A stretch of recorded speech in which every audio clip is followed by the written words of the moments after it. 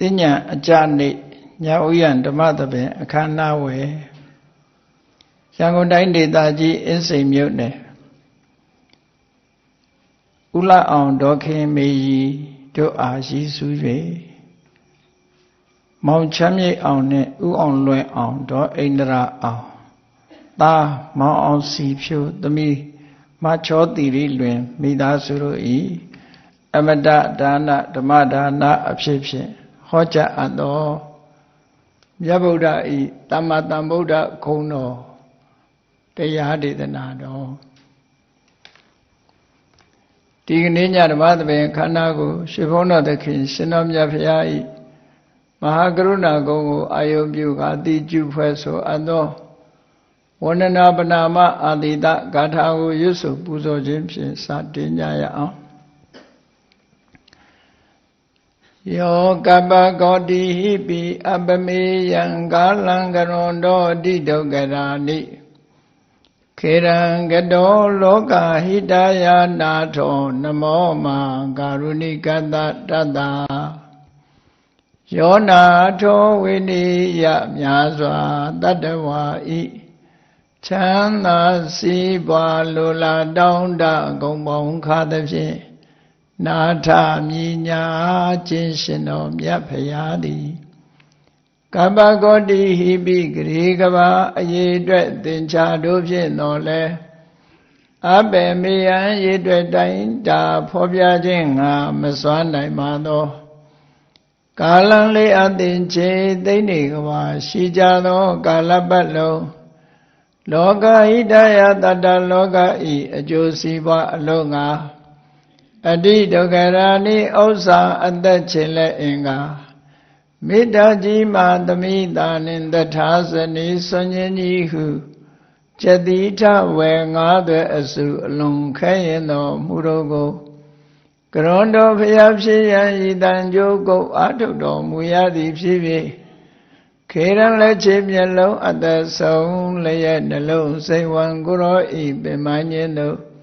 ကတောဘဝတဏ္ဍကျိန်ဖန်များစွာရောက်တော်မူခဲ့ရရှာလိပြီ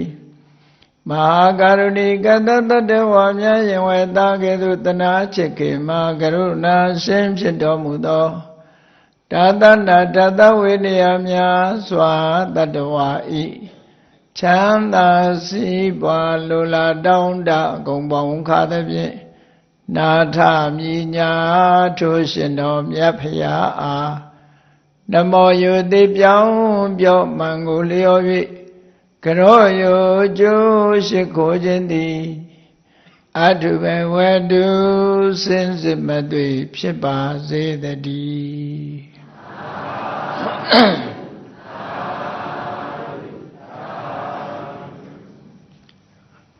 မြတ်ဗုဒ္ဓဤသမ္မာသမ္ဗုဒ္ဓဂုဏ်တော်သောဘဂဝါဣတိပိသမ္မာသမ္ဗုဒ္ဓော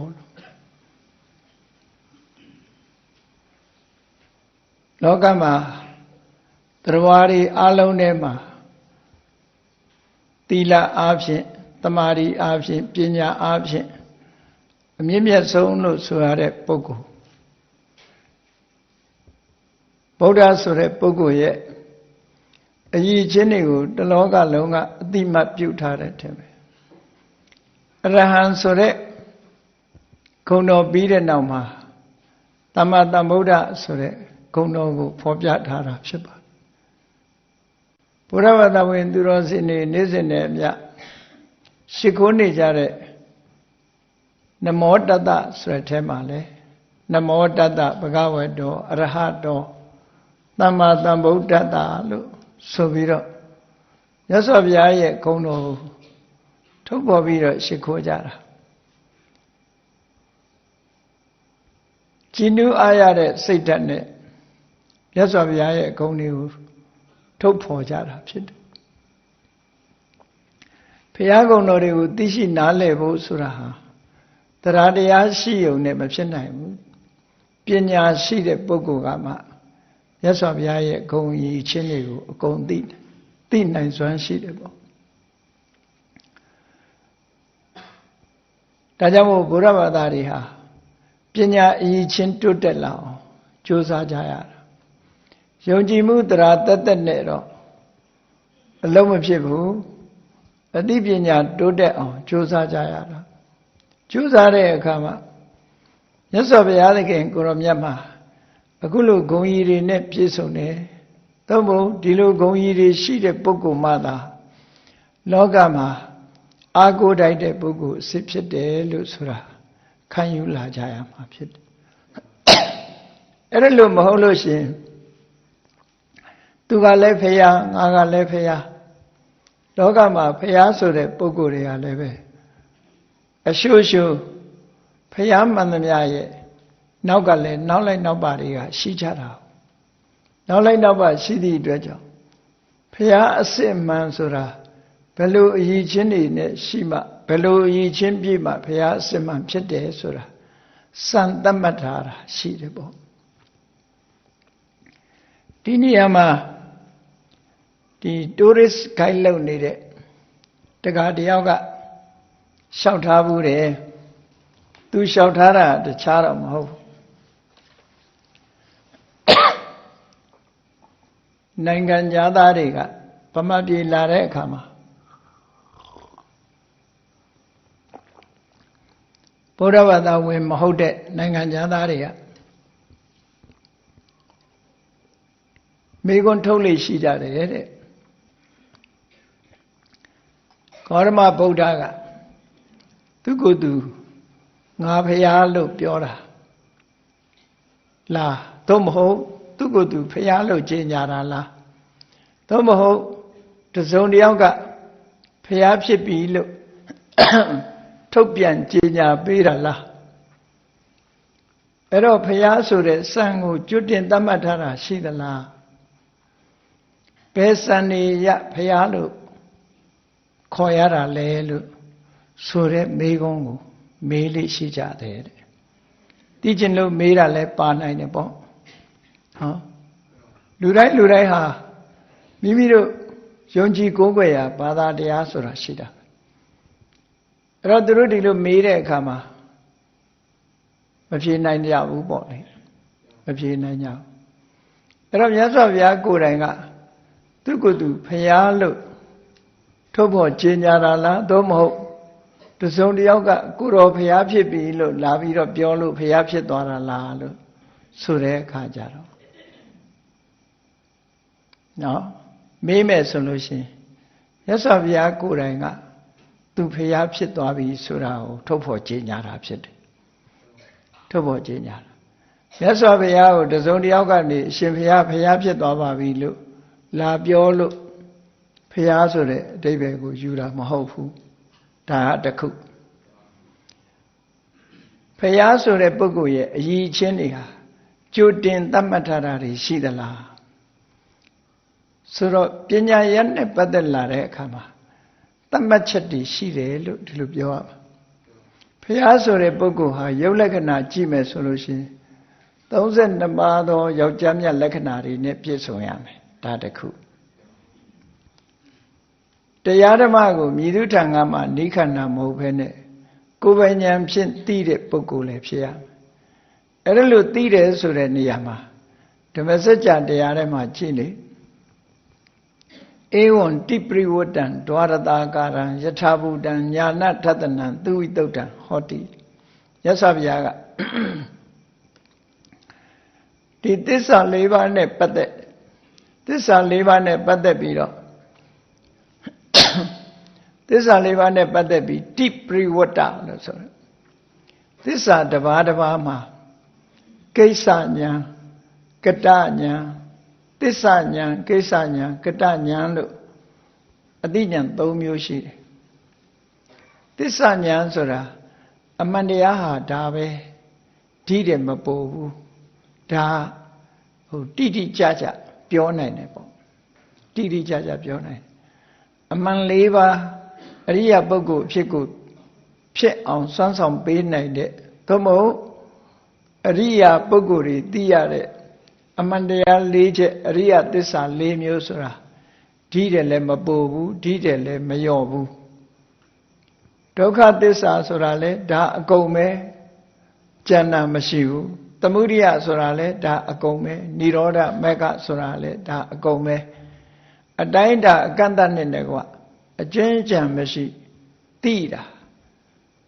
အမှန်တရားကိုအမှန်တရားလို့သိတာသစ္စာဉာဏ်လို့ခေါ်တာပေါ့အဲ့ဒါလို့သိတာဒီသစ္စာကိုပိုင်းခြားသိတာဖြစ်သောကြောင့်သစ္စာဉာဏ်ဒါဖြင့်ဒီသစ္စာဆိုတာဘာလို့เสียရလဲလို့မေးလို့ရှိရင်ဒုက္ခသစ္စာဆိုတာပိုင်းခြားပြီးတော့သိအောင်လုပ်ဖို့ပဲသိရမယ်သစ္စာဖြစ်တယ်ဖယ်ရမှာမဟုတ်ဘူးမျက်မှောက်ပြုရမှာမဟုတ်ဘူးတိုးပွားလာအောင်လုပ်ရမှာမဟုတ်ဘူးသိဖို့ဟာသူ့အတွက်အရေးကြီးတာသိဖို့ပဲဒုက္ခသစ္စာဆိုတာဒါတွေလို့ပိုင်နိုင်သိနိုင်ရမယ်အဲ့ဒါလို့သိတာဟာလုပ်ငန်းသဘောကိုသိတာဖြစ်သောကြောင့်ကိစ္စဉာဏ်လို့ခေါ်တယ်သမုဒိယသစ္စာဆိုတာဖယ်ရှားရမယ့်သစ္စာမျိုးဖြစ်တယ်သူဟာမျက်မှောက်ပြုရမှာမဟုတ်ဘူးတိုးပွားအောင်လုပ်ရမှာမဟုတ်ဘူးဖယ်ရှားပြရမယ့်အရာဖြစ်တယ်လို့ကိစ္စလုပ်ငန်းသဘောအဖြစ်သိတာကိစ္စညာနိရောဓသစ္စာဆိုတာမျက်မှောက်ပြုရမယ်မျက်မှောက်ပြုတယ်ဆိုတာကိုယ်တိုင်တွေ့အောင်ကိုယ်တိုင်သိရှိအောင်လုပ်ရမယ်လို့ဒီလိုဆိုလို့အဲ့ဒါဟာနိရောဓသစ္စာကသိဖို့ကိုယ်တိုင်မျက်မှောက်ပြုနိုင်ဖို့မဂ္ဂသစ္စာဆိုတာကြတော့ကိုယ်တဏ္ဍာမှာမဖြစ်သေးရင်ဖြစ်အောင်လုပ်ပြီးတော့ဖြစ်ပြီးလို့ရှိရင်တိုးပွားအောင်လုပ်ရမယ်အဲ့ဒါလို့ဒုက္ခသစ္စာကပိုင်းခြားသိရမယ်သမုဒိယသစ္စာကဖယ်ရမယ်နိရောဓသစ္စာကမျက်မှောက်ပြုရမယ်မဂ္ဂသစ္စာကတိုးပွားအောင်လုပ်ရမယ်လို့လုပ်ငန်းသဘောသစ္စာ၄ရာဟာလုပ်ငန်းသဘောချင်းမတူဘူးအဲ့ဒီမတူတဲ့လုပ်ငန်းသဘောကိုပိုင်းခြားသိတာကိုကိစ္စဉာဏ်လို့ခေါ်တယ်ဒါလောကီလက်တွေ့အနေနဲ့လည်းဒီလိုပဲကြည့်တာပဲဒီလိုပဲကြည့်ရမှာဘယ်ကိစ္စပဲဖြစ်ဖြစ်ဒါကဘာလုပ်ဖို့လဲဒါကသိဖို့နော်သိဖို့ဆိုတာတခုဖယ်ရမှာကတခုဒီလိုလာမှာပဲလေအဲ့တော့ဒါကကိစ္စဉာဏ်လို့ခေါ်တယ်ဟုတ်ပြီသိစရာတွေသိပြီးပြီလားဖယ်ရမယ့်ဟာတွေရောဖယ်ပြီးပြီလားမျက်မှောက်ပြုရမယ့်အရာကိုရောမျက်မှောက်ပြုပြီးပြီလားပွားများအားထုတ်ရမယ့်အရာရောအပြည့်အစုံပွားများအားထုတ်ပြီးပြီလားလို့ကိုယ့်အကိုမေးခွန်းထုတ်ပြီးတဲ့အခါမှာအေးသိရမယ့်အရာတွေအကျဉ်းချံမရှိအကုန်သိပြီးသွားပြီလုတ်ပြီးသွားပြီလို့ဆိုလိုတာအဲ့ဒါကတ္တဉာဏ်ပဲဖယ်ရှားပြရမယ့်သမုဒိယသစ္စာကိုဖယ်ရှားပြီးသွားပြီမျက်မှောက်ပြုရမယ့်နိဗ္ဗာန်ကိုလည်းမျက်မှောက်ပြုပြီးသွားပြီပွားများစေရမယ့်မဂ္ဂသစ္စာကိုလည်းပွားများခြင်းကိစ္စပြီးသွားပြီလို့လုတ်ပြီးသွားပြီလို့သိတာဟာကတ္တဉာဏ်လို့ဒီလိုဆိုလို့တယ်ပေါ့သစ္စာကိုသိတာကသစ္စာဉာဏ်လုပ်ငန်းသဘောကိုသိရတာလုပ်ရမယ့်အလုပ်ကိုသိတာကကိစ္စဉာဏ်လုတ်ပြီးပြီလို့သိတာကကတ္တဉာဏ်လောကလူတွေလိုပေါ့နော်ထမင်းမွဲပြင်ဆင်ရမယ်ထမင်းကဘာလုပ်ရမလဲဆန်ကဘာလုပ်ရမလဲထမင်းဖြစ်အောင်ချက်ရမယ်ဒါအလုပ်ငန်းတော့ဒါထမင်းဆိုတာဘာလဲသိတာနံပါတ်1အဲ့ဒီထမင်းကိုဘာလုပ်ရမှာလဲလူတွေစားဖို့ရအတွက်ပြင်ဆင်ရမယ်ချက်ပြောရဟောဒီလိုသိတာတခါချက်ပြီးပြီဆိုတာလဲသိသွားတယ်ဒါလုပ်ငန်းသဘောဘယ်ဟာပဲဖြစ်ဖြစ်ဒီတိုင်းကြီးပဲလေအဲ့ဒါလို့အဆင့်30နဲ့သိရှိသဘောပေါက်သွားတာအဲ့ဒါကိုတိပရိဝတ္တသစ္စာ၄ပါးနဲ့ပတ်သက်ပြီးတော့သိမှု3ရပ်နဲ့သိမှပြည့်ပြည့်စုံစုံဖြစ်တယ်ဟောနောက်တစ်ခုအဲ့ဒီဟာသစ္စာတစ်ပါးတစ်ပါးမှာ3ခုဆိုတော့သစ္စာ၄ပါးကြတော့12ခုဖြစ်သွားတယ်အဲ့ဒါကိုဒွါရတံကာရံလို့ဆိုတော့သစ္စာနဲ့ပတ်သက်လာတဲ့အခါအကျွင့်ချံမရှိတော့ဘူးအကုန်လုံးသိတယ်သစ္စာဆိုတဲ့အပိုင်းခြားကိုလည်းသိတယ်လုပ်ရမယ့်ကိစ္စကိုလည်းသိတယ်ကိုယ်တိုင်လုပ်ပြီးပြီဆိုတာလည်းသိတယ်ဘုန်းကြီးတို့တွေကြတော့ဒီ3ခုစလုံးထဲမှာသစ္စာဆိုတာသိဖို့ကြိုးစားနေကြတော့မယ်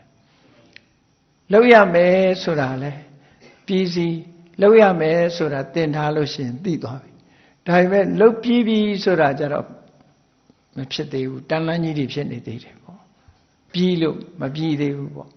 မြတ်စွာဘုရားသခင်ကိုရောမြတ်ကြတော့ကြည်ဘုရားဆိုတဲ့ပုဂ္ဂိုလ်ဟာသစ္စာလေးပါးကိုလည်း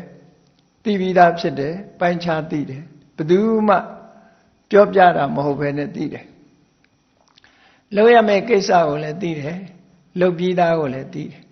အဲ့ဒီလိုသိတာယထဘူတံညာနာထတနံလို့ခေါ်တယ်အဲ့ဒီဉာဏ်ကြီးဒီပြီးစုံမဖြစ်သေးသမျှဖရာလို့ငါဝန်မခံသေးဘူးလို့ပြောတာကြည့်လေအဲ့ဒီဉာဏ်သုံးပါးသစ္စာလေးပါးမှာဟောဒီတိပရိဝတ္တအလှအပြောင်း၃ခုဒွါရတာကာရအချင်းအရာ12မျိုးသစ္စာလေးပါးကိုအဲ့ဒီရှုထောင့်ကနေပြဝသိတဲ့ဉာဏ်ကြီးဟာပြစုံသည်ဖြစ်သောကြောင့်ငါဟာလောကမှာဖျားဖြစ်ပြီလို့ကြေညာတာဆိုဒါစံမဲလေဒီစံကဘသူကသတ်မှတ်ပေးတာတုံးလို့ဆိုတော့လောကမှာတခါတည်းအရေးချင်းရှိတဲ့ပုဂ္ဂိုလ်တွေဟာသူသိကျင်တဲ့အတိုင်းအတာဆိုတာရှိတယ်အဲ့ဒီအတိုင်းအတာတစ်ခုလေးလာမှုကိစ္စတစ်ခုပြီးဆုံးသွားလို့ရှိရင်သူတို့ကိုသူငါသိကျင်တာတွေအကုန်သိသွားပြီဆိုတဲ့အတိုင်းအတာတစ်ခု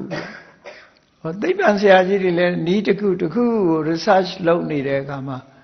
အကုန်သိသွားပြီဒါတွေအဖြေအကုန်ထုတ်နိုင်သွားပြီဆိုရင်ဒါပြည့်စုံတယ်လို့ပဲပြောရမှာပဲလေဟောမြတ်စွာဘုရားကလည်းအဲ့ဒီလိုပဲစံသတ်မှတ်ထားတာအဲ့သတ်မှတ်ချက်စံအတိုင်းအသိဉာဏ်တစ်ခုရဲ့အတိုင်းအတာတစ်ခုနဲ့သိเสียနောက်ထပ်ကြံသေးသလားလို့ဆိုသစ္စာနဲ့ပတ်သက်ပြီးဘာမှကြံတော့လုံးဝပြည့်စုံသွားပြီအဲ့တော့ယဟန္တာပုဂ္ဂိုလ်တွေကရောဒီလိုမသိဘူးလားလို့ဆိုသိတယ်အဲ့ဒီယဟန္တာပုဂ္ဂိုလ်တွေသိတာဟာမြတ်စွာဘုရားစီကနီးယူပြီးမှသိရတာကိုယ်ပိုင်ညာနဲ့သိတာမဟုတ်ဘူးမြတ်စွာဘုရားကြတော့ကိုယ်ပိုင်စတင်သိပြီးတော့အခုလိုပြဝစုံလင်းအကျွင်းကြံမရှိအောင်သိတာဖြစ်သောကြောင့်ဒါဗုဒ္ဓလို့ဆိုတာစံချိန်စံညွှန်းတစ်ခုအရာသူ့ကိုယ်သူဒီကလေးကလုံနိုင်တယ်လို့ဒီလိုဆိုတာပေါ့နော်ဒီလိုလုပ်တာအဲ့တော့ဒီလမ်းကြောင်းဟာရှေးရခင်တွေကရှိခဲ့တော်လဲပဲဒီမဂ္ဂင်၈ပါးဆိုတဲ့လမ်းကြောင်းကြီးဟာပျောက်သွားတယ်ကသဗ္ဗဘုရားလက်ထက်ဘုရားဖြစ်တုန်းကကသဗ္ဗဘုရားကဖော်ထုတ်ထားခဲ့တယ်သို့တော့ဒီလမ်းကြောင်းကြီးကနှစ်ပေါင်းကြာတဲ့အခါကျတောဖုံးပြီးတော့ပြန်ပျောက်သွားတယ်ဒါလောကမှာလည်းဒီတိုင်းပဲလေလူတွေရှေးတုန်းကလှုပ်ခဲ့ပေမဲ့လို့နောက်ပိုင်းကျတော့ပြန်ပျောက်သွားတာပြန်ပျောက်သွားတာကိုပထမဆုံးပြန်ပြီးတော့ဖော်ထုတ်နိုင်တာဖော်ထုတ်နိုင်တဲ့ပုဂ္ဂိုလ်ဟာထူးခြားတဲ့ပုဂ္ဂိုလ်ပဲလေဘယ်သူစီမှနီးယူတာမဟုတ်ဘူးဒီလမ်းကြောင်းကိုပြန်ပြီးတော့ရှာတွေးတာဒါကြောင့်မို့တစ်ဖက်ကကြည့်ရင်ဆိုရင်လမ်းဟောင်းလို့ပြောတယ်မြတ်စွာဘုရားကိုယ်တိုင်ကမဂ္ဂင်၈ပါးအကျင့်တရားဟာလမ်းဟောင်းမှာဒါကြောင့်မို့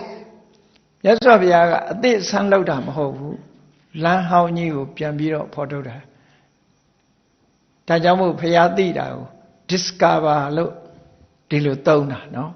တွေ့ရှိတာဖန်တီးတာမဟုတ်ဘူးတွေ့ရှိတာဒီလမ်းကြောင်းကြီးကိုပြန်ပြီးတော့တွေ့တာအဲ့ဒီတွေ့တဲ့လမ်းကြောင်းဟာတာမန်ပုဂ္ဂိုလ်တွေမတွေ့နိုင်တဲ့လမ်းကြောင်းပဲထူးခြားတဲ့အသိဉာဏ်နဲ့ကျင့်ကြံကြိုးကိုအားထုတ်မှသာတွေ့နိုင်တဲ့လမ်းကြောင်းဖြစ်လို့အလွန်ခက်ခဲတဲ့ဂံဗီရထောက်လို့မမီအောင်တာမန်ဉာဏ်ကလေးနဲ့အောက်ခြေထောက်နိုင်တဲ့စွမ်းရည်မရှိလို့ဂံဗီရအလွန်နဲ့တယ်အလွန်နဲ့သောကြောင့်ဒုဋ္ဌတဘယ်ဟာစမှမသိလောက်အောင်ကိုမြင်ရခက်တယ်နိပုဏအလွန်ကိုသိမ်မွေးတယ်ပန္တိတဝေရဏိယပညာရှင်တွေသာသိနိုင်တယ်အတ္တကဝါစရာကျိုးကြောင်းဆင်ញင်တဲ့ logic နီးနဲ့လည်းပဲဒီတွက်ချက်ယူလို့မရနိုင်ဘူးလို့ဒီလိုပြောတာเนาะအဲ့ဒါတော့ဒီလေးနဲ့တဲ့တရားဓမ္မတွေဟာတွက်ချက်တဲ့နည်းတွေနဲ့ကြောင်းကျိုးဆင်ញင်တဲ့ဒါတွေ logic နည်းတွေနဲ့တွက်လို့လည်းမတွေ့နိုင်တဲ့အရာတစ်ခုသာဖြစ်တယ်အဲ့ဒါဟာမြတ်စွာဘုရားဖြစ်ဖို့အတွက်ဘုရားလို့သူ့ကိုယ်သူပြောနိုင်တဲ့ဒီအရေးချင်းတစ်ခုပဲထို့သုံးတန်နေမှာဒီလိုပဲမြတ်စွာဘုရားဟာဉာဏ်ရည်ဉာဏ်သွေးနဲ့ပတ်သက်ပြီးတော့သူ့ကိုယ်သူဘုရားဖြစ်ပြီဆိုတာသူကိုယ်တိုင်ကြေညာချက်ထုတ်တာပဲကြေညာချက်ထုတ်တဲ့အခါငါဘုရားဖြစ်ပြီလို့ဆိုပြီးတော့ကြွားလုံးထုတ်တာမျိုးမဟုတ်ဘူးဒါတွေသိလို့ဘုရားဖြစ်တာဟောအချက်လက်နဲ့သေးသေးချာချာပြောတာ ဒါတွေသိပြီးမှငါဘုရားဖြစ်တယ်လို့ကြေညာတာမသိသေးဘူးဆိုရင်ငါဘုရားဖြစ်တယ်လို့မကြေညာဘူးလို့ဓမ္မစကြာတရားတော်မှာကြည်လေဏိဂုံးမှာဒီလိုဟောထားတာရှိတယ်ဒါကြောင့်မို့ဘုရားဆိုတာဖြစ်ဖို့ရအတွက်စံတတ်မှတ်ချက်သိရမယ်နယ်ပယ်တွေဆိုတာရှိတာပဲနော်အမှန်တမ်းကျယ်ဝန်းတဲ့လောကကြီးတစ်ခုလုံးမှာကြီးမားတဲ့အသိဉာဏ်ကြီးနဲ့ဖုံးအုပ်ပြီးတော့တွေးเสียရှိတာတွေအကုန်တွေးသွားမှာဒီဉာဏ်ရဲ့လမ်းဟာဆုံးဒါကြောင့်မို့မြတ်စွာဘုရားကြတော့ယာဝတ္တကံညေယံတာဝတ္တကံဉာဏံတဲ့ယာဝတ္တကံညေယံသိเสียတွေရှိတဲ့အတိုင်းအတိုင်းတာဝတ္တကံညေဉာဏံဉာဏ်ကြီးကအကုန်လိုက်သိတယ်လို့ပြောဆိုလိုတာကမဲရှားမဲ့နှစ်ခုအတိုင်းအတာနှစ်ခုဟာသိเสียတွေကဒီလောက်ရှိရင်သိတဲ့ဉာဏ်ကလည်းအဲ့ဒီလောက်ရှိမယ်မပူဘူးလို့ပြောတာเนาะဒါဆိုလိုတာကတော့အကုန်သိတယ်လို့ဆိုလိုတာပြီးတော့ယာဝတ္တကံဉာဏံတာဝတ္တကံညေယံသိနိုင်တဲ့ဉာဏ်ရဲ့စွမ်းရည်တတ္တိရောက်နိုင်တဲ့အတိုင်းအတာထိအောင်သိเสียတွေကလည်းအတိုင်းအတာတူတယ်လို့ပြောတာပို့ပြီးထင်ရှားအောင်ပြောရမယ်ဆိုလို့ရှိရင်သိเสียတွေကမိုင်းတစ်ထောင်ဆိုရင်ဉာဏ်ကြီးကလည်းမိုင်းတစ်ထောင်ပဲဉာဏ်ကြီးကမိုင်းတစ်ထောင်ဆိုရင်လည်းသိเสียတွေကဉာဏ်တစ်ထောင်ဆိုလိုတာကအသိဉာဏ်နဲ့သိเสียအကြောင်းအရာတွေဟာအံဝင်ခွင့်ကြအပူအလိုမရှိလို့ဒီလိုပြောတာနော်ပို့လို့မရှိသိတာအဲ့ဒါလို့သိလို့မြတ်စွာဘုရားဟာသူကိုယ်သူဗုဒ္ဓလို့ကြေညာတစုံတစ်ယောက်ကလာပြီးတော့နော်အရှင်ဘုရားဗုဒ္ဓဖြစ်ပြီလို့လားကြေညာမှဘာမှမသိညာမှမသိအေးဟုတ်တယ်ငါဗုဒ္ဓဖြစ်ပြီဒီလိုပြောရတာမျိုးမဟုတ်ဘူးအသိဉာဏ်အခုလို့ထို့သုတ်တန်တွေမှာမြတ်စွာဘုရားဟာဘုရားဖြစ်ကိုကြေညာပြီးတော့ပြောတဲ့စကားလုံးတွေရှိတယ်ပေါ့ဒီတိုင်းတာတစ်ခုနဲ့ဘုရားဆိုတာကိုပြောကြရတာဖြစ်တယ်ပေါ့အေးသမ္မာသမ္ဗုဒ္ဓဆိုတဲ့စကားလုံးလေးကိုကြည့်သမ္မာဆိုတာအမှန်အကန်တန်ဆိုတာကိုယ်ပိုင်ဉာဏ်နဲ့ဗုဒ္ဓသိเสียတွေကိုသိတယ်ဒီစကားလုံးကသုံးလုံးပေါင်းစပ်ထားတာဗုဒ္ဓဆိုတာသိတဲ့အသိဉာဏ်သိသူဘယ်လိုသိတာတော့ဆိုကိုယ်ပိုင်ဉာဏ်နဲ့သိတယ်တန်ဗုဒ္ဓကိုယ်ပိုင်ကိုယ့်ဘာကိုသိတာသူများသိတယ်ဆိုတာသူများပြောလို့သိတာရှိတယ်ဟောသင်ထားလို့သိတာရှိတယ်ဒီလိုသိတာမျိုးတွေသူများလောက်တာကြည့်ပြီးတော့သိတာရှိတယ်အဲ့ဒါလိုဟာမျိုးမဟုတ်ဘူးတဲ့ကိုယ်ပိုင်ဉာဏ်နဲ့သိတာသူများစီကတဆင်ကြားပြီးမှသိတဲ့အသိမျိုးမဟုတ်ဘူးအဲ့ဒီသိတဲ့အသိဟာလည်းလွဲမှားမှုမရှိဘူးဆိုတာသမ္မာအမှန်အကန်ကိုယ်ပိုင်ဉာဏ်နဲ့သိเสียမှန်သမျှကိုသိလို့သမ္မာသမ္ဗုဒ္ဓလို့ဒီလိုဆိုတာပေါ့နော်အဲ့တော့အမှန်အကန်ကိုယ်ပိုင်ဉာဏ်နဲ့သိเสียရှိသမျှကိုသိတယ်ဆိုတာဘယ်လိုဟာကိုပြောတာလဲလောကမှာပညာရတ်တွေကလည်းအများကြီးသိเสียတွေကလည်းအများကြီးသို့တော့သိเสียတွေတည်းမယ်ဒီတရားတွေအတွက်အကျိုးဖြစ်ဖို့တို့မိမိတဏ္ဍာမှာကိလေသာတွေကုန်ခန်းဖို့တို့ဒီလိုဒီအကျိုးရှိမဲ့သိမှုတွေကိုသာဒီနေရာမှာဆိုလိုတာဖြစ်တယ်အေးမင်းထမင်းစားပြီးပြီလားမစားရသေးဘူးလားဒီအသိကပါတတ်မို့ရှိဘာမှတန်ဖို့မရှိဘူးလေလူတယောက်ထမင်းစားပြီးပြီလားမသိကဲသိတော့ရောဘာဖြစ်တယ်ဘာမှဖြစ်ဘူးမသိတော့ရောဘာဖြစ်လဲဘာမှမဖြစ်ဘူးအဲ့ဒီလိုအသိမျိုးကိုမဆိုလိုဘူးဒီအသိတစ်ခုဟာဒီလင်းငယ်နဲ့သွားပြီးတော့ဘဝခရီးမှာမိရှုတဆောင်လို့သိတဲ့အသိမျိုးလောကမှာသိတယ်ဆိုတိုင်းပညာနဲ့သိတာလို့မအောင်မေးလေနဲ့အလကားအသိတွေကလည်းအများကြီးပဲရှိတယ်ပေါ့အကျိုးမရှိတဲ့အသိတွေကလည်းအများကြီးအဲ့ဒီအသိမျိုးဆိုလိုတာမဟုတ်ဘူးလူတကာမသိနိုင်တဲ့လျှို့ဝှက်ခက်ခဲနေနေတာကိုသိတဲ့ဟာမှတကယ်ကိုသိเสียလို့ပြောရမှာပဲနော်တခါတခါမြတ်စွာဘုရားသခင်ကိုရောမြတ်ကယဟန်တော်တွေခရီးဝေးကနေကြွလာတဲ့အခါမှာမေးတယ်ယဟန်ဘယ်ကနေလာခဲ့တာလဲလို့မေးတာ တချို့ကတွေးတယ်ဖះပဲမသိဘူးလားဘာလို့မေးနေရတော့နော်ဖះပဲမသိဘူးလားဘာလို့မေးရတာလဲနေကောင်းရဲ့လားကြမ်းမာရဲ့လားမေးတယ်ဖះပဲမသိဘူးလားပေါ့မသိလို့မေးတာမဟုတ်ဘူးတခါတရံဟာအတိညာလို့ဆိုပေမဲ့လို့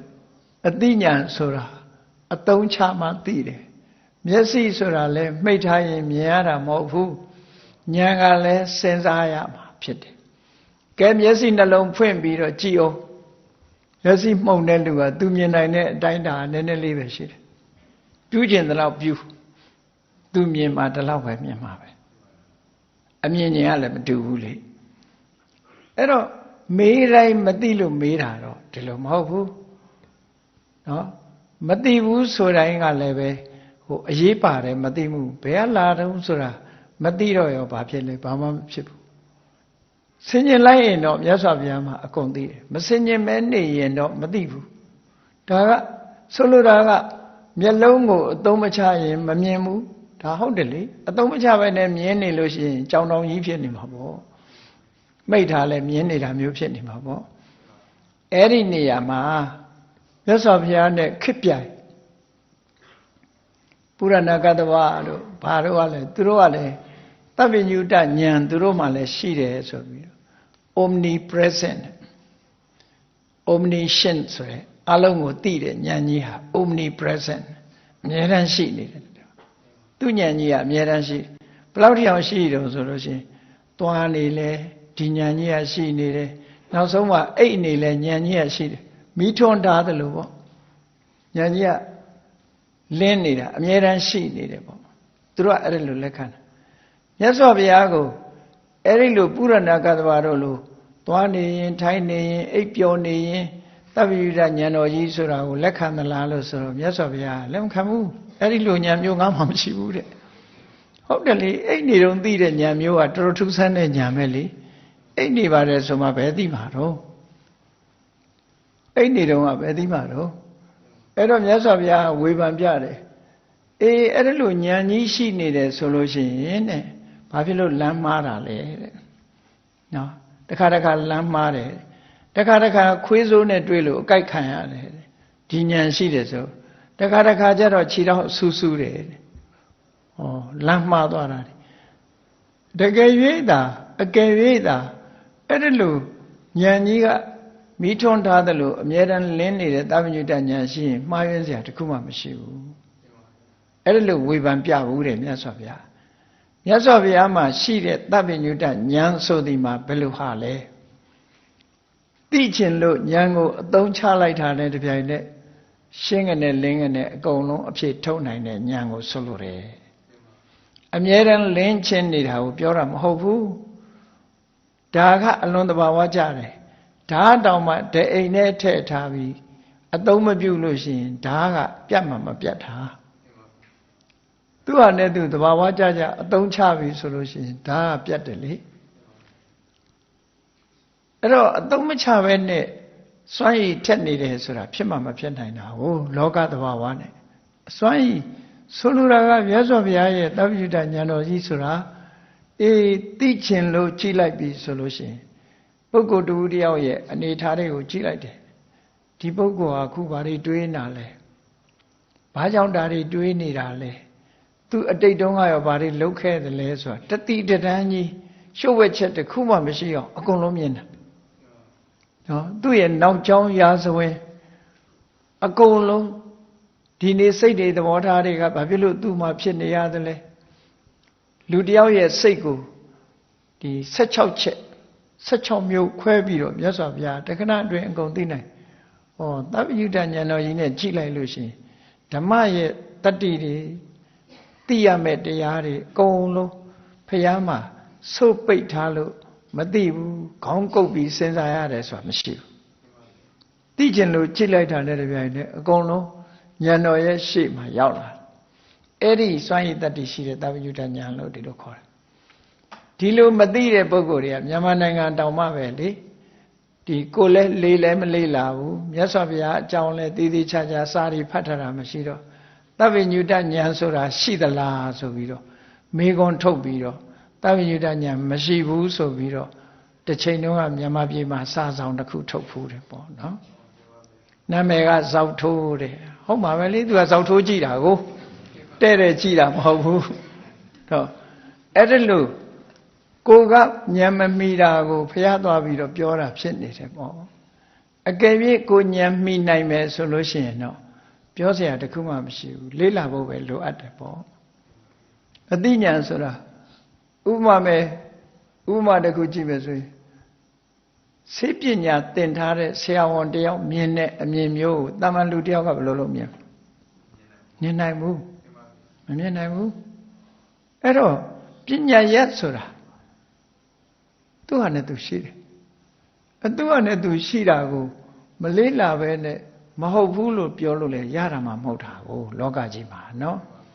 ဒါကြောင့်မလို့မြတ်စွာဘုရားခင်ကိုရောမြတ်ကဒီအမှန်အကန်ကိုယ်ပိုင်ဉာဏ်နဲ့သိเสียရှိသမျှတရားဓမ္မကိုသိတယ်လို့ဆိုတာဟာဒီသစ်ပင်ကဘာနော်ဒါအသုံးချတယ်လို့ဒီလိုသိတဲ့အသိမျိုးတွေကိုပြောတာမဟုတ်ဘူးဒါတွေကအမှန်လေးလာမှတ်သားပြီးတော့တင်ညာနဲ့သိတဲ့အသိမျိုးတွေအများကြီးပဲလောကမှာအရေးပါတဲ့အသိလို့မဟုတ်ပြောရမှာမဟုတ်ဘူးနော်ထမင်းချက်တဲ့အခါကျတော့ဘယ်နှပွက်စုရင်ဆံကနူးသွားတယ်ဆိုတဲ့အသိမျိုးဒီအသိကသိเสียဒီလိုအစင်းမြင့်တဲ့အသိမှမဟုတ်တာပဲအဲ့တော့မြတ်စွာဘုရားသခင်ကိုရောမြတ်သိတယ်လို့ဆိုတဲ့အသိဟာသူတစ်ပါးလက်လန်းမမီတဲ့အသိမျိုးတွေကိုဒီနေရာမှာယူရမှာနော်ဟုတ်ပြီနံပါတ်1သမ္မာသမ္ဗုဒ္ဓရဲ့အရည်ချင်းလေးဂုဏ်တော်ရဲ့အရည်ချင်းဟာဘာကြောင့်မြတ်စွာဘုရားကိုသမ္မာသမ္ဗုဒ္ဓလို့ဆိုရတယ်လေသမ္မာသိတာတွေအမှန်ကန်ပဲသိတယ်လွဲမှားတာမရှိဘူးတန်ကိုယ်ပိုင်ဉာဏ်နဲ့သာသိတယ်ဟုတ်ပြီမြတ်စွာဘုရားလောင်းတော်တောထွက်လာပြီးတဲ့နောက်မှာထိုခေတ်ကမကရတိုင်းမှာဘာသာတရားကိုကျင့်ကြံကြိုးကုပ်အထုတ်နေကြတဲ့ဓမ္မယောဂီကြီးတွေအများကြီးရှိတယ်သူနီးသူစနစ်နဲ့သူကသူအထုတ်တာသမထကျင့်စဉ်တွေမှာပေါ့ပေါ့ရောက်ရောက်အောင်မြင်နေကြတဲ့ပုဂ္ဂိုလ်တွေရှိတယ်အဲ့ဒီဆရာတွေစီဂေါတမဗုဒ္ဓသွားရောက်ပြီးတော့ချင့်ကပ်တယ်စာပေထဲမှာမှတ်တမ်းတင်ထားတာ2ဦးသာရှိတယ်2ဦးကကြမှာကမယ်ပေါ့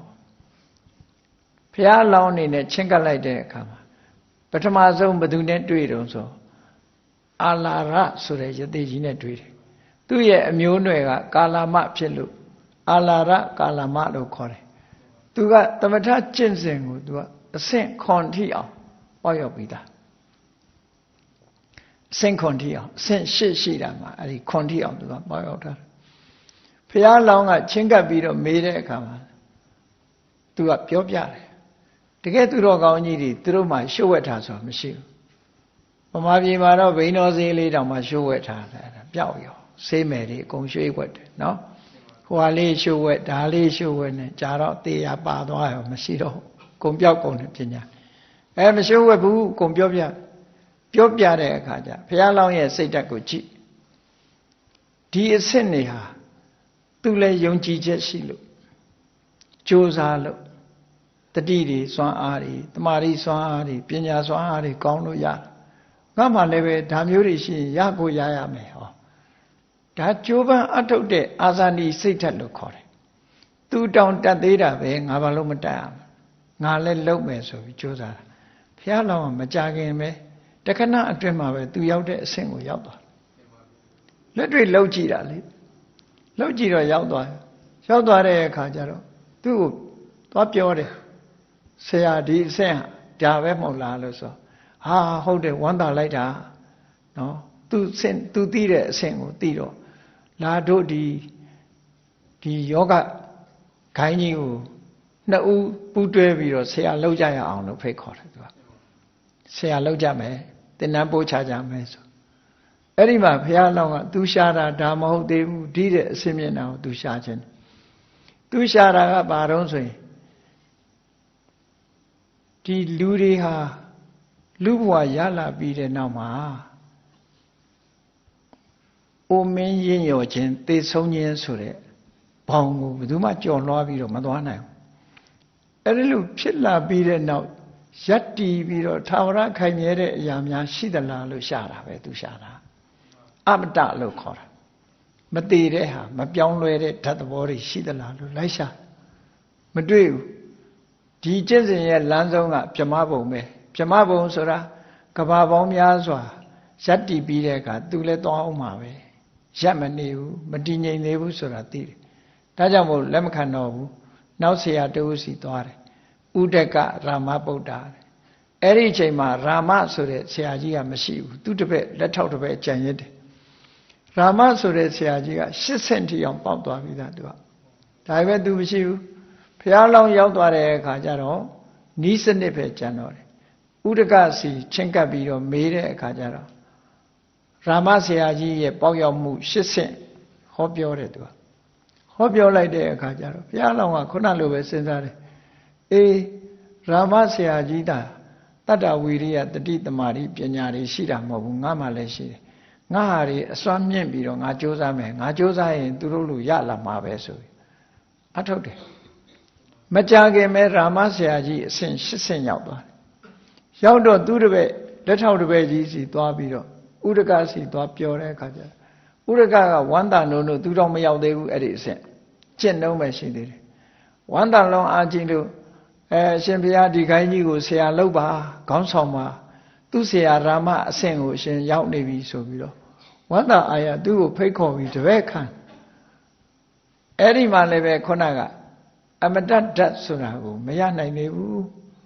နောက်ဆုံးကြတော့သေဦးမှာပဲအဲ့ဒီနေရာကလည်းသင်္ကတတရားတွေကမြဲတာတခုမှမရှိသေးဘူးငါလိုချင်တာဒါမဟုတ်သေးဘူးဆိုလက်မခံမဲနဲ့နောက်ဆုံးမှာအဲ့ဒီခေတ်ကခေတ်စားနေတဲ့ခန္ဓာကိုယ်ကိုညှင်းဆဲတဲ့အကျင့်တွေနဲ့များအမှန်တရားတွေ့မလားဆိုပြီးတော့လောက်တာဒုက္ခရစရိယာလို့ခေါ်တယ်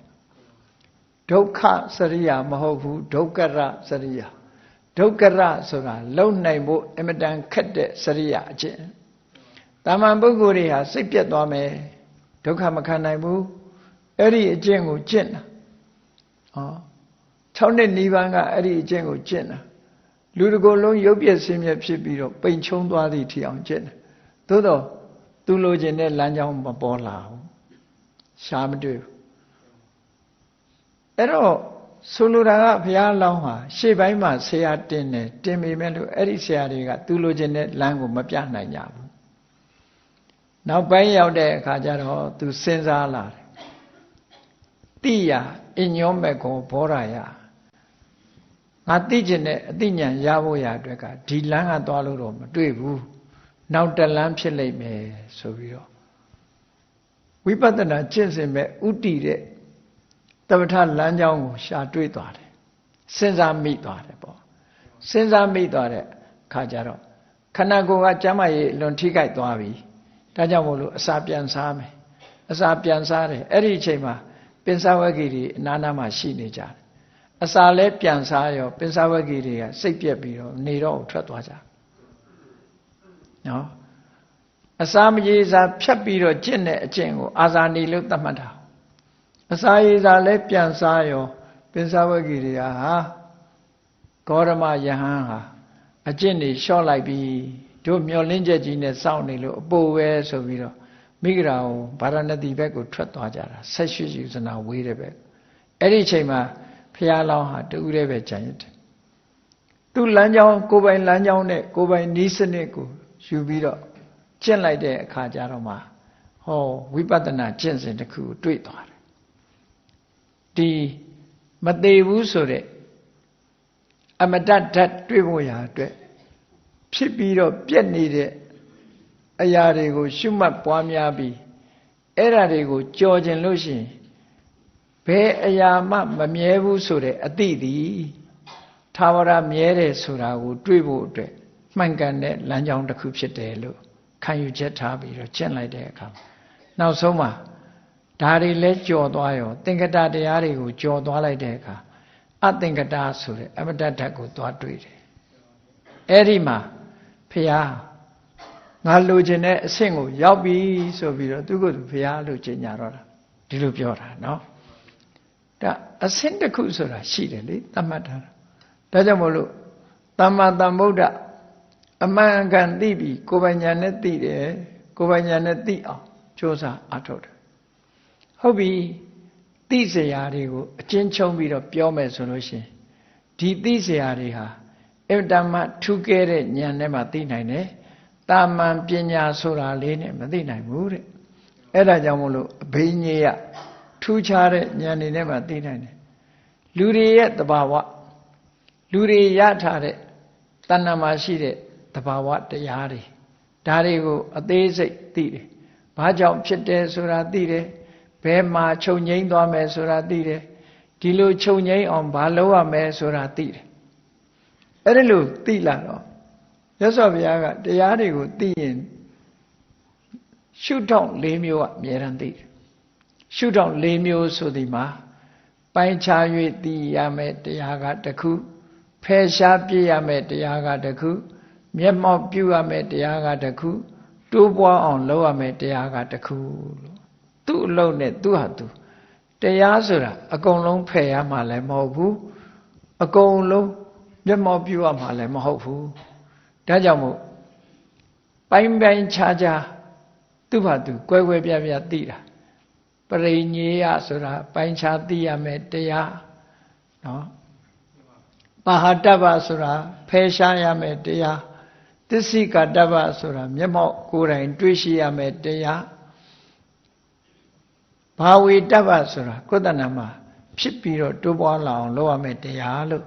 ဒီအစု၄စုရှုထောင့်၄ခုကနေပြီးတရားတွေကိုသိရှိနားလည်သွားတာအဲ့ဒါလို့သိသွားသည့်အတွက်ကြောင့်သမ္မာသမ္ဗုဒ္ဓဒါတွေကိုကိုယ်တိုင်သိတာဘယ်ဆရာစီကမှနိခန္ဓာမဟုတ်ဘူးသူကိုယ်ပိုင်ဉာဏ်နဲ့သိတာလို့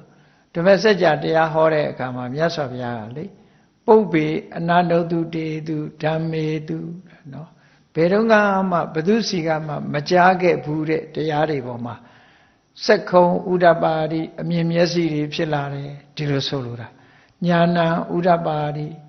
အတိဉာဏ်တွေဖြစ်လာတယ်ဝိဇ္ဇာဥဒ္ဒပါတိနော်မှန်ကန်စွာသိမှုတွေဖြစ်လာတယ်ပညာဥဒ္ဒပါတိပိုင်ပိုင်ခြားခြားသိတဲ့အတိဉာဏ်တွေသူ့မှာရလာတယ်လို့လို့ရလာတာသူကသူဖြစ်လာတာမဟုတ်ဘူးကျင့်ကြံကြိုးကိုအားထုတ်လို့ဒီလိုအဆင့်တွေဖြစ်လာလို့ငါဟာဘုရားဖြစ်တယ်လို့ဒီလိုမြတ်စွာဘုရားကြည်ကြတာဖြစ်တယ်ပေါ့ကဲဥပမာလေးတစ်ခုနဲ့ကြည့်ကြရအောင်မြတ်စွာဘုရားကသမ္မာသမ္ဗုဒ္ဓလို့ဆိုတဲ့ဟာဘယ်လိုဟာကိုပြောလိုတာလဲလို့မေးလိုက်မယ်ဆိုရင်သိလို့လွဲအောင်ပရိစ္ဆေသမုပ္ပါဒ်နဲ့ကြည့်ပရိစ္ဆေသမုပ္ပါဒ်နဲ့ကြည့်လိုက်ဘုန်းကြီးတို့တွေခန္ဓာကိုယ်ရထားတယ်အဲ့ဒီရထားတဲ့ခန္ဓာကိုယ်ကြီးဟာဘု து ခန္ဓာကိုယ်ပဲဖြစ်ဖြစ်တဖြည်းဖြည်းရင့်ပြီးတော့အိုးလာတယ်အဲ့ဒီရင့်ပြီးတော့အိုးလာတာကိုစရာလို့ခေါ်တာလူခန္ဓာကိုယ်မှမဟုတ်ဘူးအခုဒီပန်းပွင့်လေးတွေကစအကုန်လုံးမြင်သမျှတွေအလုံးဟာရင့်လာတာရင့်လာတယ်ဟောင်းလာတယ်နွမ်းလာတယ်ဘယ်အရာပဲဖြစ်ဖြစ်ဟောင်းနွမ်းရင့်ရော်လာတယ်ဒါကိုစရာလို့ခေါ်တာပဲနောက်ဆုံးကြတော့ပျက်စီးသွားတယ်ဒါကိုမရဏလို့ခေါ်တာဟုတ်ပြီဘုန်းကြီးတို့အခုရင့်လာတယ်ကိုရထားတဲ့ခန္ဓာကိုယ်ကမျက်လုံးကလည်းပဲရင့်လာတယ်မှုံလာတယ်နားကလည်းရင့်လာတယ်ထိုင်းလာတယ်သွားတွေကလည်းကျိုးလာတယ်ခေါင်းကဆပ်ပြင်းတွေကလည်းဖြူလာတယ်လူရဲ့အင်အားတွေကလည်းဆုပ်ယုပ်လာတယ်ဟောစရာဟုတ်ပြီနောက်ဆုံးကြတော့အားတွေလည်းပြတ်အကုန်လုံးခြေမတန်နိုင်လက်မတန်နိုင်ဖြစ်ပြီးတော့အသက်နဲ့ကိုယ်နဲ့အိုးစားကွဲသွားတဲ့မရဏဆိုတာလား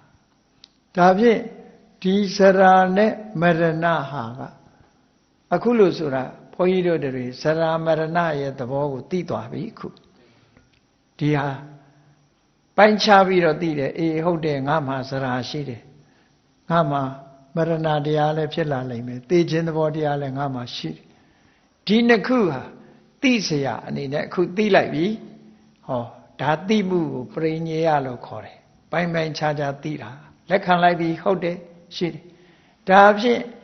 ဒီစရာမရဏဟာဘာကြောင့်ဖြစ်တာလဲလို့ကြောင်းရှာရင်ဇာတိပစ္စယစရာမရဏငါမွေးလာလို့အိုတာပဲမမွေးရင်အိုမှာမဟုတ်ဘူး နော်ကလေးလေးတွေအခုမွေးလာကြတယ်မွေးလာပြီးတနေ့ငါလို့အိုမှာပဲဟောမွေးလို့အိုရတာမမွေးရင်အိုးကိုမအိုးဒီပန်းပွင့်လေးတွေဟာလည်းဘာလို့နွမ်းရတော့ပွင့်လာလို့နွမ်းတာမပွင့်မဲနေနွမ်းမှာမဟုတ်ဘူးလေအဲ့တော့ဇာတိပစ္စယစရာမရဏဆိုဒီနေရာမှာစရာနဲ့မရဏကဒုက္ခသစ္စာတဲ့ကျင့်တတ်เสียမကောင်းတဲ့အမှန်တရားတစ်ခုပဲညင်းเสียမရှိဘူးမှန်တယ်လုံးဝမှန်တယ်ကျင့်တတ်เสียကောင်းလားမကောင်းဘူးဒါကြောင့်မို့ဒုက္ခလို့ပြောတာနော်ဘာအနှစ်သာရရှိတော့စရာမရဏထဲမှာငါလို့ပြောเสียရှိလားမရှိဘူးငါဟာလို့ပြောเสียရှိလားမရှိဘူးသူ့ဘာသူအိုးနေတာသူ့ဘာသူပြက်သွားတာဟောအဲ့ဒါဒုက္ခဒုဆိုတာစိတ်ပြက်เสียကောင်းပြီးတော့ခဆိုတာဘာမှအနှစ်ရှာမရတဲ့အရာလို့ဆိုလို့တယ်ဘာမှအနှစ်ရှာမရဘူးခိုင်တာတခုမှမရှိဘူးဘာကြီးတဲ့ဥပမာတူတော့ဆိုရင်ဒီရေတွေထဲမှာဒီမြစ်ထဲမှာတခါတည်းရေမြုပ်ဆိုင်ကြီးတွေမျောလာတာရှိတယ်အဲ့ဒီရေမြုပ်ဆိုင်ကြီးတွေထဲမှာဘာတွေများပါတော့လို့လက်နဲ့မှွေကြည့်လိုက်ရှဲဆိုအကုန်လုံးကြေသွားပါလည်းမတွေ့ဘူးဘာမှမတွေ့ဘူးအဲ့ဒါလိုပဲအနှစ်ဆိုတာရှာလို့မရဘူးစရာမရဏဆိုတဲ့ထဲမှာအနှစ်ဆိုတာဘာတစ်ခုမှမကြံရဘူးအလုံးဟာပြုတ်ကွဲပြည့်စည်သွားတဲ့အရာအဲ့ဒါကြောင့်မို့လို့ဒုက္ခလို့ဒီလိုခေါ်တာနော်စားစရာမရှိလို့ညီးတဲ့ဒုက္ခကတစ်မျိုးနော်ပတ်စံမရှိလို့ဒုက္ခလို့ပြောအဲ့ဒီဒုက္ခတစ်မျိုးခေါင်းကိုက်လို့သွားကိုက်လို့ညီးတဲ့ဒုက္ခတစ်မျိုးအဲ့ဒါဒီစရမရဏဒုက္ခဆိုတာရှင်းတတ်เสียမကောင်းဘာမှမရှိတဲ့အရာတစ်ခုဖြစ်တယ်ဆို emptiness ခေါ်တာပေါ့တုံညကြီးပဲဘာမှမရှိဘူးအနှစ်သာရကင်းမဲ့နေတဲ့တုံညသဘောတရားကြီးပဲဟုတ်ပြီဒီတုံညဆိုတာဒုက္ခဆိုတော့ဟုတ်ပြီဘယ်သူကလှုပ်လိုက်လို့ဖြစ်လာတာတုံးဆိုဇာတိပစ္စယစရမရဏလို့ဆိုတယ်မွေးလာတာသမုဒိယအကြောင်းတရားပဲမွေးလာခြင်းကသမုဒိယသစ္စာငါဇာတိမဖယ်လို့ရှိရင်စရမရဏကိုဖယ်လို့မရဘူးနော်ဇာတိဆိုတဲ့မွေးဖွားလာမှုကိုမယုတ်သိမ်းနိုင်မဲနဲ့စရမရဏဘလို့ယုတ်သိမ်းရုပ်သိမ်းလို့မရဘူးဒါပေမဲ့ခုခေတ်တော့မအိုစေးပေါ်နေတယ်လို့ပြောတာဘာတုံးလို့မေးကြည့်တော့မော်တော်ဆိုင်ကယ်စီးတာတဲ့ငယ်ငယ်နဲ့သိလို့ဒါပေမဲ့စရာသာယုတ်သိမ်းလို့ရကောင်းရမယ်မရဏကတော့ဘယ်ယုတ်သိမ်းလို့ရမှာနော်မရဏကတော့သွားတာပဲလေအဲ့တော့ဇာတိကသမုဒိယသစ္စာစရာမရဏကဒုက္ခသစ္စာဟောဒါကိုယ်တိုင်သိနိုင်တဲ့အသိတွေပဲဒီလိုသိလိုက်တယ်ဒါဖြင့်និရောဓဆိုတာဘာပြောတာတုံးဆိုဥပိ္ပဏံအပ္ပတိတဲ့စရာမရဏလည်းမရှိတော့ဘူးဇာတိလည်းမရှိတော့ဘူးအဲ့ဒီနှစ်ခုစလုံးကင်းပြတ်သွားခြင်းဟာဇာတိမရှိသည့်အတွက်ကြောင့်စရာမရဏမရှိဘူးအကြောင်းတရားမရှိသည့်အတွက်ကြောင့်ဒုက္ခဆိုတဲ့အကျိုးတရားလည်းမရှိဘူးဒီနှစ်ခုစလုံးချုပ်ဆုံးသွားတာဟာအမတ္တအပ္ပတ္ထဆိုတာဒီနှစ်ခုစလုံးမရှိတော့လို့ရှိရင်ဒုက္ခဆိုတာမရှိတော့ဘူးပေါ့အဲ့ဒါကိုဥပိ္ပဏံအပ္ပတိនិရောဓဒီနှစ်ခုမဖြစ်လို့ရှိရင်ဒါထာဝရချုပ်ငြိမ်းမှုပဲဖြစ်တယ်ဒါဖြင့်အဲ့ဒီနှစ်ခုမဖြစ်အောင်ဘယ်လိုလုပ်ရမလဲလို့ဆိုရင်အဲ့ဒီនិရောဓကိုရောက်စေနိုင်တဲ့မဂ္ဂင်၈ပါးအကျင့်တရားသည်မဂ္ဂဒီအကျင့်လမ်းကြောင်းကနေသွားလို့ရှိရင်အဲ့ဒီနှစ်ခုစလုံးမဖြစ်တဲ့နေရာကိုတွေ့လိမ့်မယ်အဲ့ဒီနှစ်ခုမဖြစ်ဘူးစရာမရဏကိုပိုင်းခြားသိလိုက်ပြီဇာတိကိုလည်းဖယ်လိုက်ပြီဆိုလို့ရှိရင်တော့ဇာတိရောစရာမရဏရောနှစ်ခုစလုံးငြိမ်းသွားတာဟာនិရောဓဖယ်လိုက်နိုင်တဲ့လမ်းစဉ်ကမဂ္ဂလို့ဆိုသစ္စာလေးပါပဲဒီလိုသိတာကိုပြောတာနော်အဲ့တော့မြတ်စွာဘုရားကပြိဿသမုပ္ပါဒ်ဒီလိုတစ်ခုစီသိသွားခါအဲ့ဒီမှာလည်းတခါဇာတိကရောသူ့ဘာသူဖြစ်တာလားသူ့ကိုအကြောင်းရှာလိုက်တဲ့ဇာတိမှာရောအနှစ်ရှိရလားမရှိဘူးဒါမို့ဇာတိကဒုက္ခအဲ့ဒီဒုက္ခဆိုတဲ့ဇာတိကိုဘယ်သူကထုတ်နေတာတော့ဆိုဘဝပစ္စယဇာတိကံတရားတွေကထုတ်နေတယ်ဆိုကံတရားတွေကဘဝကသမုဒိယသစ္စာအဲ့ဒီဥပိ္ပဏံအပ္ပတိဇာတိလည်းမဖြစ်ဘူးအကျိုးတရားလည်းမဖြစ်ဘူးအကြောင်းတရားဖြစ်တဲ့ဘဝလည်းမရှိတော့ဘူးအဲ့ဒီနှစ်ခုစလုံး အကြောင်းရောအကျိုးရောနှစ်ခုစလုံးငြိမ်းသွားခြင်းသည်နိရောဓအဲ့ဒီငြိမ်းမှုကိုသိအောင်ကြိုးစားခြင်းသည်မက္ခလို့ဟောဒီလိုသွားတာဟောတခါဘဝဆိုတာသိပြီအေးဘဝဆိုတာကျင့်တတ်เสียမကောင်းဘူးအနိတ္တရာမရှိဘူးတုံည emptiness အဲ့ဒါဟာဒုက္ခပဲဒီဒုက္ခကိုဘယ်သူကထုတ်နေတာတော့လို့ကြည့်လိုက်တဲ့အခါဥပါဒနာပစ္စယဘောဥပါဒံကသမုဒိယသစ္စာဘဝကဒုက္ခသစ္စာဟောဥပါဒနဲ့ဘဝနှစ်ခုစလုံးချုပ်ငြိမ်းသွားတာကនិရောဓသစ္စာအဲ့ဒါလို့ချုပ်ငြိမ်းအောင်ကျင့်စဉ်ကျင့်လို့အတိညာရလာတာကမေဃသစ္စာလို့ဒီလိုတရားတိုင်းကိုမြတ်စွာဘုရားကိုယ်ပိုင်ဉာဏ်နဲ့သိတယ်အဲ့ဒီအတိဟာလည်းပဲလုံးဝမှန်ကန်တဲ့အတိဖြစ်တယ်ဒီလိုဆိုလိုတာအဲ့ဒါကိုပဲသမ္မာသမ္ဗုဒ္ဓလို့ခေါ်တာနော်ဒီလမ်းကဘယ်သွားတာတော့ဒီသစ်ပင်ရဲ့နာမည်ကဘာတော့ဆိုတာတဏှာဝကလှုပ်ဖို့အတွက်အဓိပ္ပာယ်မရှိဘူးလေအဲ့ဒီအတိတွေကအဲ့ဒါနဲ့မဆိုင်အခုလို့တဏှာဝကလှုပ်ဖို့အမှန်တရားကိုသိဖို့သိရမယ်အတိနဲ့ပတ်သက်လာလို့ရှင်ဆရာမရှိဘူးလို့မြတ်စွာဘုရားဒီလိုပြောတာနော်အဲ့ဒီတိုင်းပဲပရိစ္ဆသမုပ္ပါဒ်ကိုဆင်ញင်စဉ်းစားရမယ်ဆင်ញင်စဉ်းစားလိုက်ဥပါဒံကိုဒုက္ခသစ္စာလို့ယူလို့ရှိရင်တဏှာပစ္စယဥပါဒနာတဏှာသည်သမုဒိယသစ္စာဥပါဒံသည်ဒုက္ခသစ္စာနှစ်ခုစလုံးရဲ့မဖြစ်ရာသည်និရောဓသစ္စာအဲ့ဒီမဖြစ်ရာကိုသိစေနိုင်တဲ့အကျင့်တရားသည်မေဃသစ္စာဆိုပြီးတော့ဘယ်တိအောင်သွားတော့အဝိဇ္ဇာတိအောင်သွားသင်္ခါရဆိုတဲ့ကံတရားတွေကဒုက္ခသစ္စာဘာကြောင့်ဒီဒုက္ခဖြစ်နေရတာတော့ဒီကံတရားတွေကရောကြည့်လိုက်လို့ရှင်ငါလို့ပြောเสียမပါဘူးငါဟာလို့ပြောเสียမပါသည့်အတွက်ကြောင့် emptiness တုံညဘာမှမရှိဘူးအနိတ္တရာမရှိလို့တုံညအဲ့ဒီတုံညဖြစ်နေတဲ့သင်္ခါရဆိုတဲ့ကံတရားတွေဟာဘသူကြောင့်ဖြစ်နေတာတော့ဆိုအဝိဇ္ဇာပစ္စယသင်္ခါရအဝိဇ္ဇာကသမုဒိယသစ္စာသင်္ခါရကဒုက္ခသစ္စာ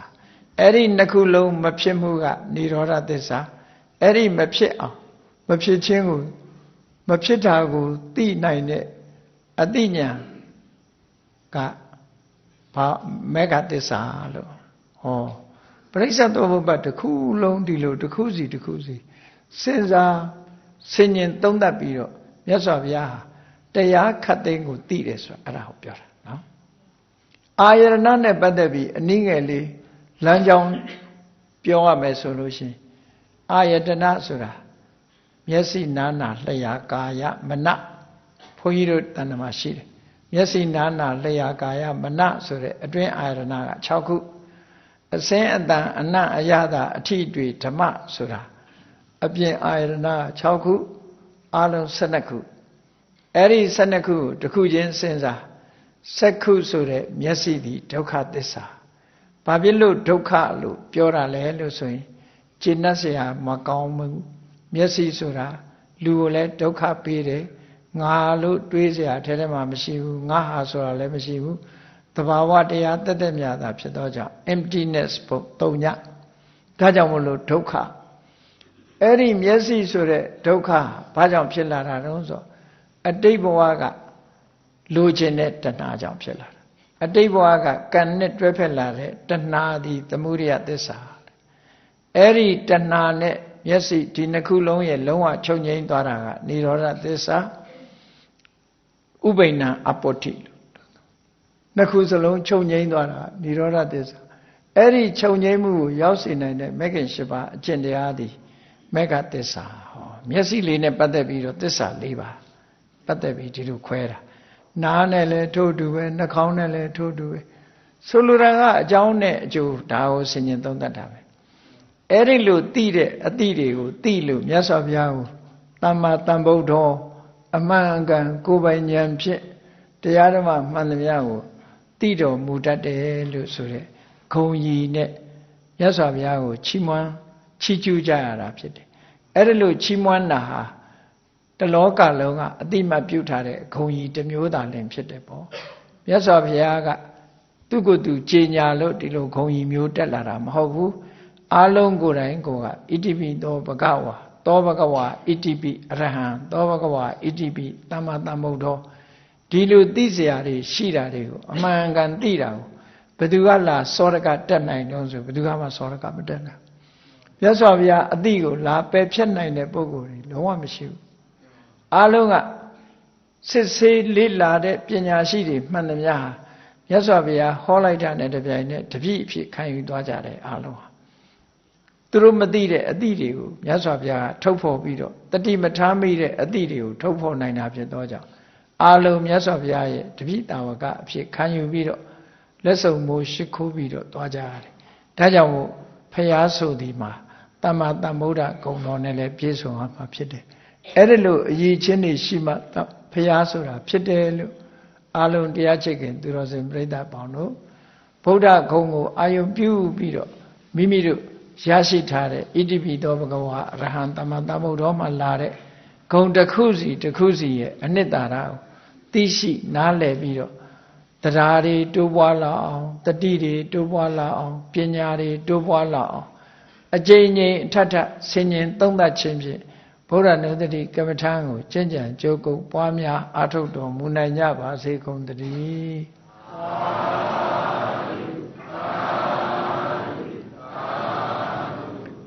မေတ္တာပွားရအောင်တတ္တဝါများစွာဘေးရန်กว่าချမ်းသာကြပါစေတတ္တဝါများစွာဘေးရန်กว่าချမ်းသာကြပါစေမေတ္တာရေချမ်းသုံးငါဖြံငြိမ်းချမ်းကြပါစေမေတ္တာရေချမ်းသုံးငါဖြံငြိမ်းချမ်းကြပါစေသက်ရှိချမ်းသာစိတ်ချမ်းသာလိုရာဆန္ဒပြေပါစေသက်ရှိချမ်းသာစိတ်ချမ်းသာလိုရာဆန္ဒပြေပါစေဖုံလန္တာဒုက္ခပင်ကစားမေတ္တာပုံနေတုသင်္ကမမနောတရတိတဝေတံဘဝယန္တုဒုက္ခနကမေတ္တာပုံနေတုသင်္ကမစုပေါင်းပုအမေတ္တာတဟုရောင်မြူပါဝင်းငွေလာမင်းနှင့်ရောင်ခြင်းရှက်ယုံပေါင်းဆောင်ရခြင်းကြောင့်တဝေတံကျွမ်းမဲ့ဥတုံလုံးစုံများစွာတတ္တဝါတို့၏မနောတရတိမြင်များဖြူစင်အေးကြည်လင်းသည့်ရေစဉ်ပြည့်တင်းစိတ်နှလုံးတည်ဟုသောရေအိုင်ကြီးအတွင်၌ဒုက္ခပင်ကစားစင်တဝရအေမြจิตာတာယာပွင့်လန်းချမ်းသာဒုက္ခအဓိဟုသောကုမုဒ္ဒရာကြာပန်တို့သည်ဖုံးလန္တဝန္တာရွှင်မြူဝမုံလူလျက်ကြည်နုဝဲကြုံဖူးပွေးညကုန်သည်ဖြစ်၍ဒုက္ခနကလေအောင်လေးတဲ့ရောရှက်သိမ့်ပြပိတိတိဟုသောယနံတို့သည်ဘဝယန္တုကောင်းစွာမဲ့သွေကြိုင်လန့်၍နေကြပါစေကုန်သတည်း